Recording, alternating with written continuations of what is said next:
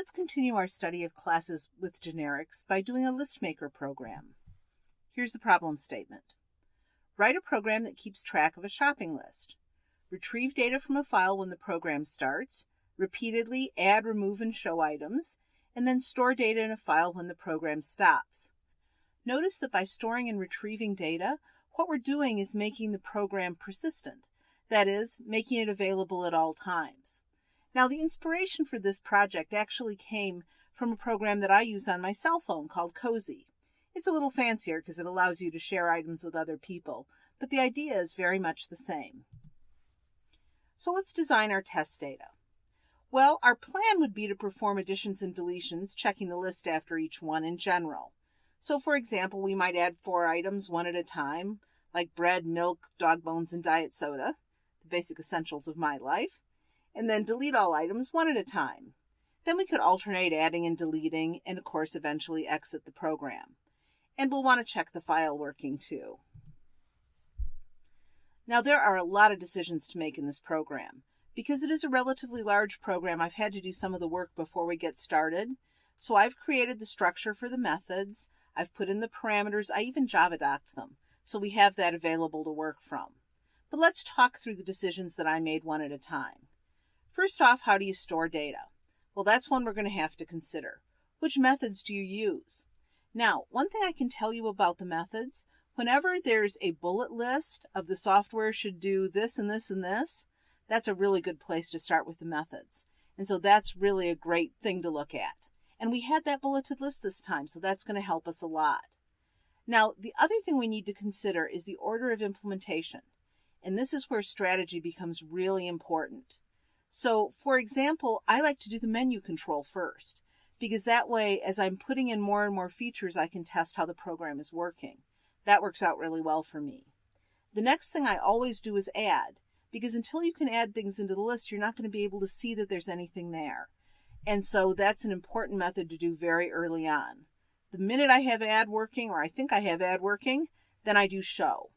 Now, the reason I do show next is it makes it possible to look at the contents of the list. So that way I can see if things are working correctly.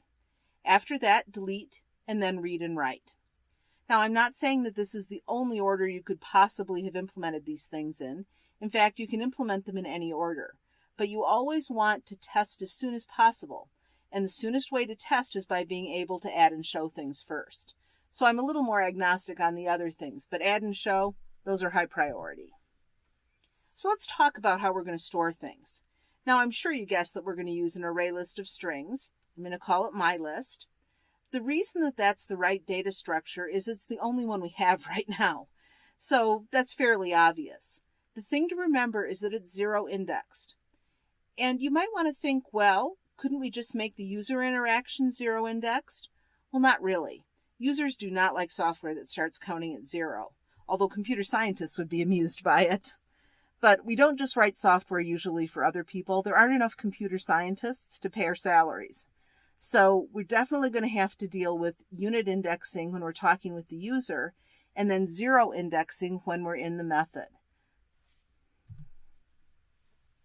So the first thing we should talk about in terms of our class data is that we have a menu-driven program. So we're going to need to create some class data constants. Now, we haven't done these before. Where they go is inside the class declaration, but outside of any method. I like to put them at the top of the class, above the main method. And what I'm going to call them are add, delete, show, exit, and file name. So notice what I have are the options that are going to be in the menu, and then file name, which is the place our default file is going to be stored. Now, the reason they're in all caps is that they're constants. These are things that are not going to change. So let's go and take a look at this. Okay. So you'll see I've Java-docked our program, and here is our class, which I'm calling List Maker. Notice that I didn't call it Grocery List Maker, even though that's what I was kind of thinking of, because there's no reason to make it specific. Lists are lists. So here are constants, final and static. Static. That means they're with the class, not with the instance. Why would that be true? Well, think about it. These are final. That is, they're never going to be changed. Does every object need to have its own copy of something? No. One copy for the whole class will be just fine. Now, I sure wish that Java had used a different keyword for class data than static, because static sounds like the wrong thing. In fact, final and static sound like they might be kind of the same thing. Final means that it's a constant. Static means that it's class data. For the time being, all of the class data we're going to use is going to be final. And in fact, that's going to be true for quite a while, so get used to it. So here's the file name. Now remember, this one is going to go in my current default directory, which will be the project directory. That's okay for our purposes, but we might want to reconsider that if we were actually selling this software. Then I created add, delete, show, and exit. Here's the main program I have so far. Here's my data structure, my list created. Now notice I didn't construct this object yet. Since I haven't constructed that object, I don't actually have an array list at this point. We'll have to fix that before we can use it. Then I created a scanner, and what we have here is the menu system working. So I've got select from menu. All this does is prints out the menu and lets the user enter a choice. You can look at it online if you'd like. Then we have if the choice is add, we're going to do one thing. If the choice is delete, we're going to do something else. And if the choice is show, we're going to do a third thing. So those are just placeholders where maybe our methods are going to go. Here's deleting item from the list. Now I've done the user interaction here because that stuff takes a lot of time. So you've got to decide which item number gets deleted, and that's what we're going to use. And add item to the list, that's similar, only you need to know both the item name and where it's going to be put in the list. So I've done that I/O for us too. Show list is empty, so we're going to have to do all the work on that one. And read list from file and write list to file are both empty too. Here's the select from menu command. We have an integer result. We show some system out print line statements. Notice that I used my constants here in the method. If you don't do that and somebody changes the constants, things can break and not work well. So this is a nice way to make sure things stay in line. So then we get the result. I think a space would make that more readable. And we read input next line. Remember, that's to get rid of that extra new line character that comes after an integer, and we return that result. Now, we could do some error checking or things like that, and we'll be better prepared to do that later on. For right now, we're just going to trust our user is doing the right thing. So the menu selection was select from menu. It took the scanner keyboard. The reason it needs the keyboard parameter is because it needs to be able to get input from the user. Notice that I have one scanner object that's being shared everywhere in this program. Do not create new scanner objects inside every method. That isn't the right way to do it. You have only one keyboard. This program is running on one computer. It should have one scanner. Now we should do add item to the list. So here's the signature, add item to the list. It certainly needs the list and a scanner from the keyboard because it has to take input from the user. So it's going to get the item and location on the list from the user. You've seen that I've already implemented that code. And then we're going to have to think about how to actually make this work. Now, there is another alternative we could use. We could have done the input in the main program. The problem with that is our add method would then only be one line long. Remember, in general, we don't like one-line methods. We'd rather have our methods be a little more meaty. So that's why I made that choice. So here's our add item to the list method. Now we should read it a little bit more carefully. So we have enter the item name, which notice is just getting a string from the keyboard. And then after which item, enter 0 if the list is empty. And we read in next int. So if they say after item 0, that would be when the list is empty, which is the case we're most worried about first. Because if the first addition doesn't work, it doesn't matter whether the other ones do or not. So we definitely want to check the 0 case first. Now in that case, we would do an add at index 0. Well, we better go to that ArrayList class and make sure we know exactly how those methods work. I'm doing a find for ArrayList. And since we're wanting to insert things, we might look at insert or we might look at add. So we see there are two different add methods. One takes an index and an element, and the other just takes the element and appends it to the end of the list. So we definitely want the one that has some control, where it inserts the specified element. Now this is a good time to read all the documentation, not just the first sentence. So inserts the specified element at the specified position in the list, shifts the element currently at the position, if there is any, and any subsequent elements to the right. That is, it adds one to their indices. Well, that's wonderful. That's exactly what we would like it to do. So remember, the index comes first and the element comes second. Now, don't let that E thing bother you. Remember that these generics are using a variable E to stand for the type of data that's stored, which in this case is string. So just think of string sitting there and everything will be okay. So we're going to take my list and we're going to add at the index our element, which we called name. We can run the program at this point. And in fact, we probably should run the program at this point.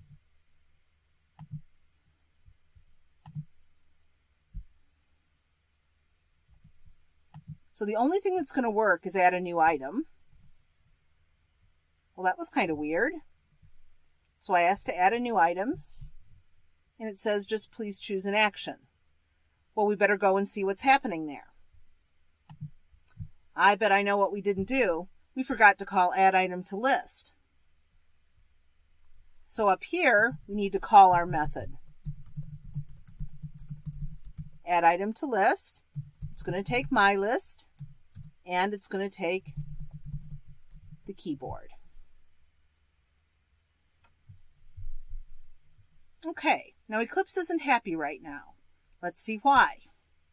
The local variable myList may not have been initialized. Well, this time Eclipse is on to something. Remember that I declared the reference for myList, but I didn't construct it. So let's construct myList.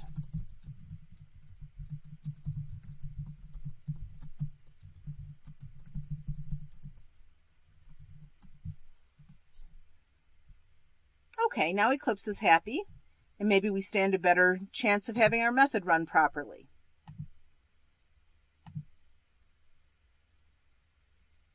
So we're going to add a new item, enter the item name.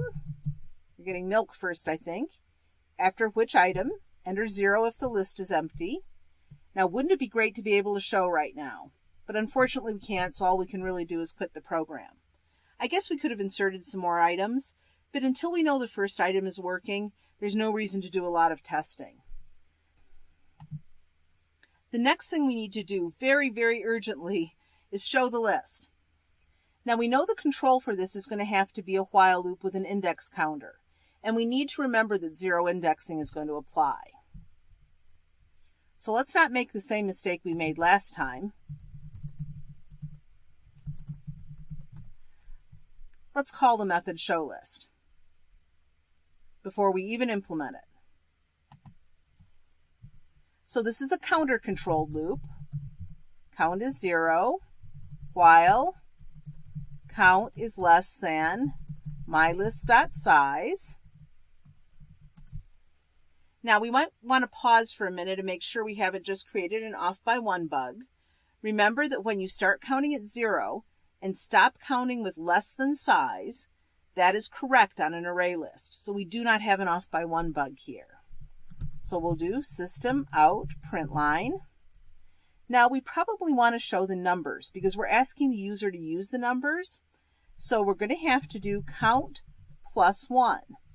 And remember that needs to be in parentheses because that plus is an integer addition plus. It's not a string concatenation plus. So there's the period after it. So that'll make it look a little bit prettier. And a space. And then plus. We need to get the element from the list. So that will be mylist.get of count. So that's all there is in a show method. Really very, very simple code. So now we can actually see if our list is working or not. Let's run the program.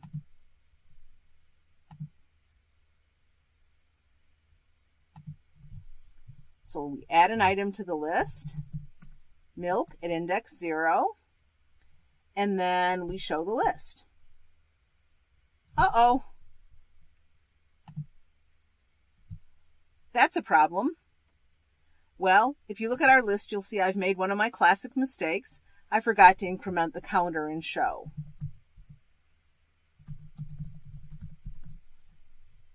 Easy to fix.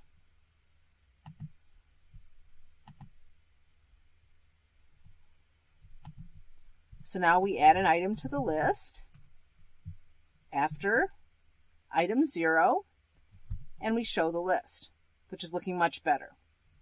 Now we can add another item to the list. After which item? Well, let's add it after item 1. Now we should see milk and then bread. Milk and then bread. That's looking good. Add another item to the list. So I think dog bones were next.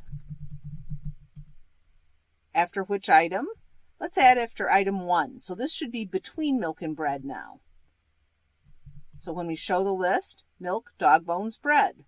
Looking good. Let's keep going.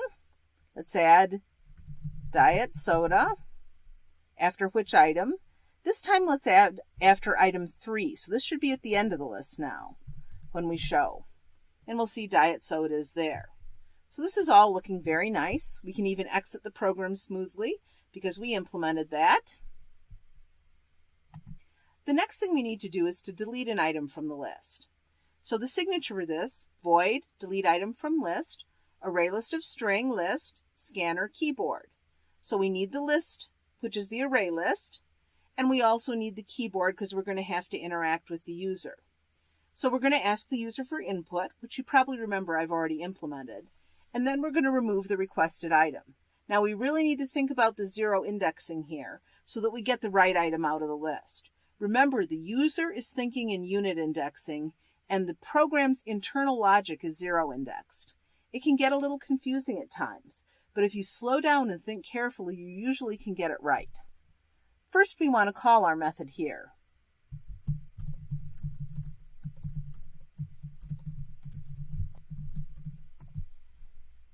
That way we don't forget that. So we're asking for which item number. And let's actually put in a comment here. Remember, this was unit indexed because that's how users think. Very important to know that. We're going to do mylist dot, well, we better go and look at the name of the method. So we're in the ArrayList class. Let's go back to the method table and see what we have. Now notice there isn't a method called delete, so it must have a different name. So you kind of have to scan through and look for one that looks promising if you don't know what it is automatically. Notice here is remove. That sounds good. Now there are a couple of different variations here. So there's remove one with an index, there's remove one with an object. Remember, object just means something that isn't a primitive data type, so like that would be a string in this case.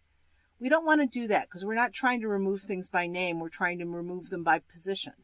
So this is the method we want. Let's read the details. Removes the element at the specified position in the list and shifts any subsequent elements to the left. Well, that's great. That's exactly what we want to have happen.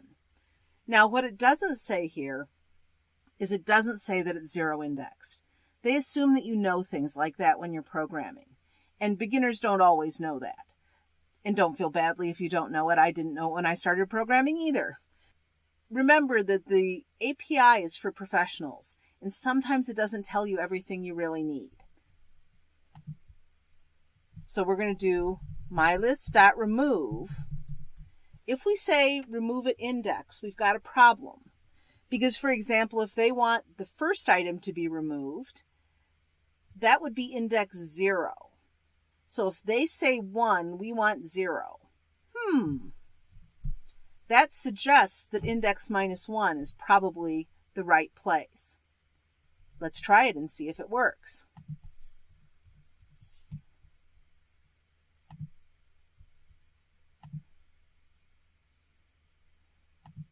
So I'm going to quickly add, oops, I suspect that isn't, there we go. So we're going to add milk after item 1, then we're going to add dog bones after item 2, and we're going to add diet soda maybe after item 2. Now is a good time to look and make sure it looks like everything's still working. So now let's delete bread. So delete an item. The one we want to delete is 1, and then we want to show the list. Oh, that's looking good. Now that was one of the boundary cases, right? Deleting at the start. We definitely want to try deleting at the end too. We're going to delete item number 3 and then show the list. And we have milk and diet soda. That looks good. Now we haven't tested anything in the middle. In order to do that, we're going to have to add some more things in. So let's add dog bones back after item 1. And now we can delete in the middle. So we're going to delete item number 2 and show, and we have milk and diet soda. So this is all looking very good. Now the next thing we have to do is handle reading from the file. Notice that I have the read list from file returning the array list of strings. So you can see it's the responsibility of this method to actually construct the array list. Now we have our array list constructed somewhere else, and we're going to have to change it to make this work properly. But there is a problem, and that's the first time the program opens, there's no list in the file initially. There are a couple of different solutions you can use for this. One is to create an empty file, and that works just fine. The other thing, and I really think this is a more robust solution, is to create an empty list if the file isn't there for any reason. Because these files get stored on users' cell phones and things like that, sometimes files get deleted. The user will be furious that their data is lost. Make no mistake about that. But at least your software will still open. And that is important, although losing people's data is a bad thing, of course. The other thing to watch out for is we have to remember to close files. This is particularly important in this program because first we're reading from the file and then we're going to write to the same file. When the file is open, you can't both read and write to it, at least not with these kind of files. You have to read, close the file, and then open the file again, and then write to it. So the closing the file is absolutely critical. So here's read list from file. Now the first thing I'm going to do before I do anything here is remove the constructor.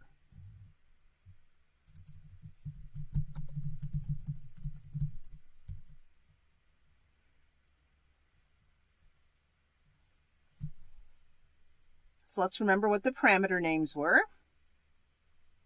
There were no parameters, which makes sense. So there we go. So now our method is being called. Now remember, our file name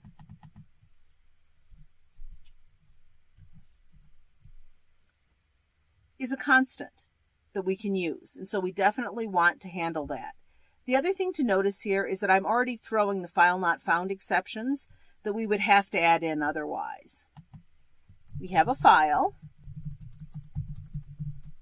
and what we're going to do is try to open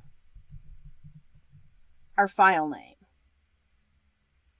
Okay, now this may not open, so we're going to need to go to the file class and see what we can do to tell if this was successful or not.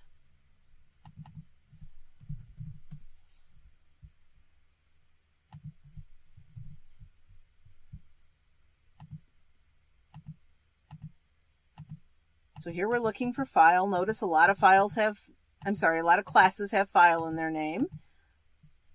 Right there is our target. These are very complicated classes. Look at how long the preamble is there.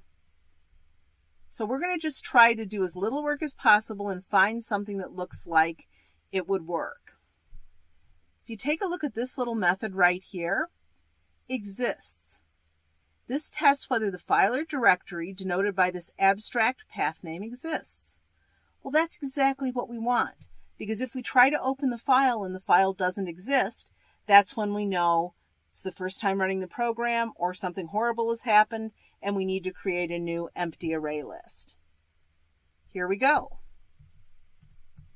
if not file.exists, well, in that case, we want to return a new array list. Now, the way that I like to do this is to create a new empty array list here. We're going to need it one way or another.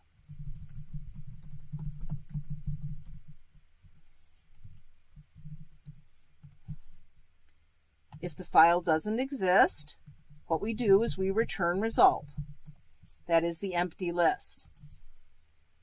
Now, I could put the rest of the method in an else, but it isn't really necessary, because in this case, if the file doesn't exist, we're done. We need to get out of there.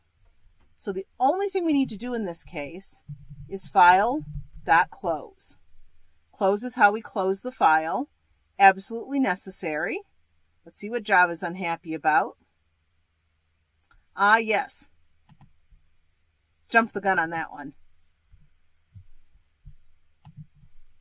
So here's the case if the file does open. We need a scanner, which I'll call scan file, new scanner of file, while scan file dot has next line. We've done this reading before, so we can do it quickly. So we have a string next line, and that's going to be scan file dot next line. And then we want to put that into the array. So that is result dot add next line. Now this time we don't have a counter in the loop, so I'm not going to forget it and create another infinite loop. And then when we get to the end, we do scan file.close, so it's the scanner that needs to be closed, and return the result. The order there is important. Remember, once the result is returned, there's nothing else left. And this is just a typo that Eclipse has noticed. So we're now ready to run it and see if things are working.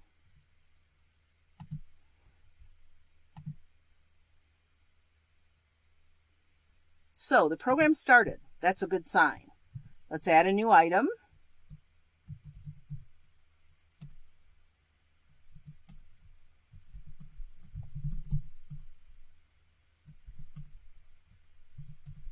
Everything's looking good. The last thing we need to do is write to the file. Now, we haven't done much file writing so far. The signature of the method will be void, write-list of file, and of course we'll need our array list of strings. Now the class we're going to use for this is the printWriter class. So we're going to construct it from a file. We're going to need to find the method in the API to write the data. And of course, as always, you need to remember to close things. Here's the API. Let's find the printWriter. Now this time there's only one class like that. So we can see that we construct it from a file. That makes sense. So printWriter does for writing files what Scanner does for reading them. Now we've got some choices called append. That's kind of nice. And then we've got print, and that's kind of nice. And we've got print, and we've got print line. Well, that's really nice, because if you look at that print line command, that's exactly what we've been using in our system out print lines. Prints a string, terminates the line. That looks perfect. Notice the fact that they've taken a lot of thought in how to put these things together really makes it easier to program. So let's write the list to the file now. So we have file equals new file, and using our little default file name that we created earlier. Then we'll have a printWriter, which I'm going to call printer, is new printWriter of file. Now, this needs to, whoops, it should be printWriter, not printerWriter. This needs to throw a file not found exception, which means the main program will need to throw a file not found exception. I've already done that for you. So now we need to step through the list one item at a time. That's going to be another one of those counter-controlled lists because we're stepping through by the index. So we'll have while index is less than list dot size, printer dot println, list dot get index, and index equals index plus 1, and we'll do printer dot close. So this prints all the items on the list one at a time to a file and then closes the printer when we're done. Okay, so now we're at the moment of truth to see if our program will finally run correctly.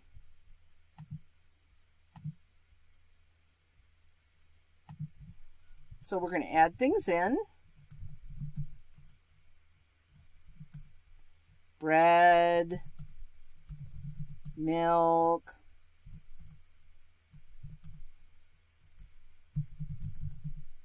dog bones, maybe one more item, diet soda. Now let's show the list, make sure we know what's in it. Bread, dog bones, milk, diet soda. And the last thing we want to do is exit the program. Now our file should be written at this point. A little scary, isn't it? Let's open the program again and see if it knows where our list is. So I'm running the whole program again, and now I want to see the list. Uh-oh, it didn't get our list. Well, we need to do some debugging. So the first thing we should probably be suspicious of is, did we even call WriteList to file? So here we go back to our main program, and what you'll see is we did not call it.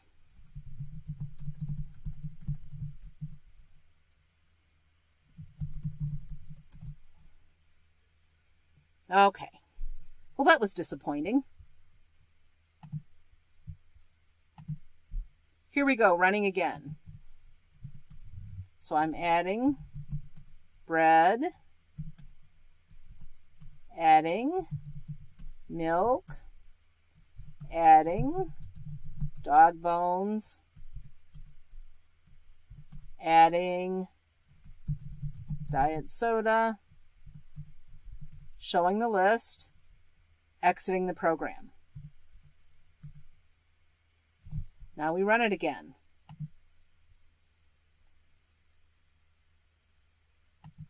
First thing we want to do is see our items.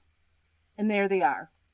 Now, of course, we want to test more and more to make sure everything's perfect, but it looks like we're headed in the right direction. Let's take a look at our main program. So the main program starts on line 25 and it ends on line 51. So we have a 25-line main program. That is a very nice length for a main program. And so we definitely don't want to meddle with that. What's more, we have everything Java docked, so we actually can see the Java doc for the program if we want to. Or we could go here and generate our Java doc.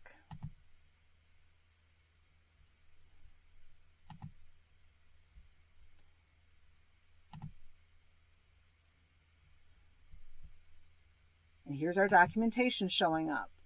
So if we look at listmaker.html, there we go.